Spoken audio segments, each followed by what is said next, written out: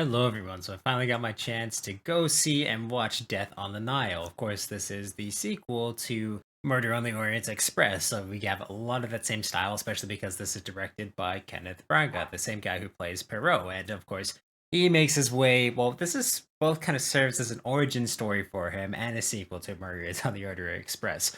But this movie comes in at just a little more than 2 hours long. It's about like 2 hours and 7 minutes. It stars Gal Gadot, Tom Bateman, and a bunch of really, really good cast members that they have in this film. So without further ado, I'm going to get into my review for Death on the Nile. So the first about 5 to 10 minutes of this movie serves as Piro's or Hirkil's origin story to kind of tell us a little bit how he became the man he was, the detective that he was, and a lot of that has to do with his time in the military and his service in World War One. We get to see him just be again absolutely brilliant in terms of his tactics, and we get to see a lot of what he does in the scenario transfer into this investigation that he takes on now. He's vacationing on the Nile, but he basically becomes recruited by Gal Gadot and her newlywed husbands in this film to basically act as a means of protection in case anything happens to them because they have a stalker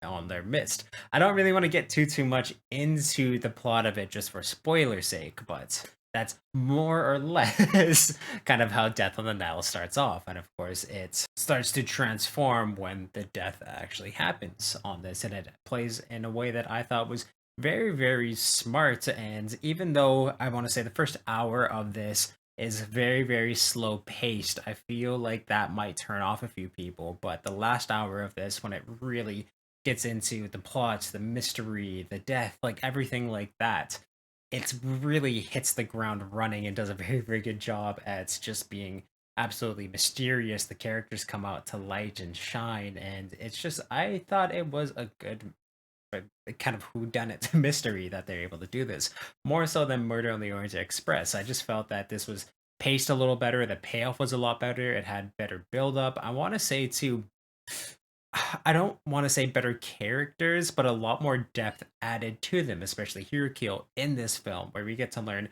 a ton about him, and it is really a dissection of his character, and we get to see, well, he's doing investigations of these people, trying to again figure out who done it.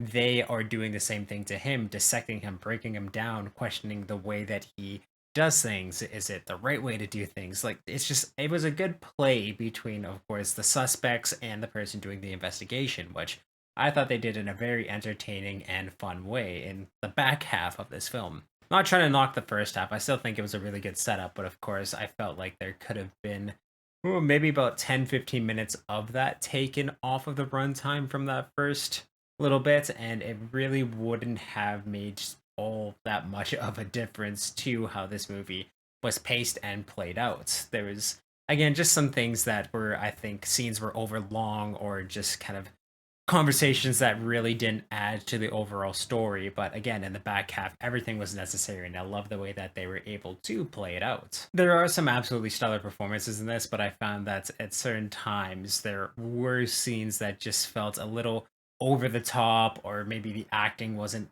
as spot on as it should have been to really drive the drama and the emotion of these scenes. So that kind of dragged a little bit of that. Part of that comes again, most of that comes out in the second half, even though I love the brilliance of the pacing and the writing there. Some of the performances weren't as great. So again, the drama that had already been built up, I just found that it didn't match the tone, or just maybe it was shot a little goofy. Most of this film has, well, amazing backdrops music to the scenes that they show, but very good cinematography. It was very pretty and fun to watch and just see all the shots that they're able to. There wasn't a point in time where I found things were out of frame in a way that I wasn't able to kind of see what was supposed to be illustrated to the audience on the screen. I thought everything was just shot very, very well, but yeah, sometimes just the performances weren't quite in line with all of that. Overall, though, again, like I said, I did really enjoy Death on the Nile, and overall, I liked it more than the Orient Express. I like the mystery a lot more. I like the conclusion, and I just found like everything made sense to me. It was kind of my mind was going towards the way that they went, but not quite exactly the way, in a way that's surprised me a little bit. And I did really, really enjoy that twist that, or I should say, all the twists that they were able to put into this movie. And I just thought it was pretty dang good. And with everything taken together, I have to give Death on the Nile a 7 out of 10. If you like Murder on the Orient Express, I do highly recommend you check this one out. The performances, again, for the most part, are very, very solid. I like the mystery. I like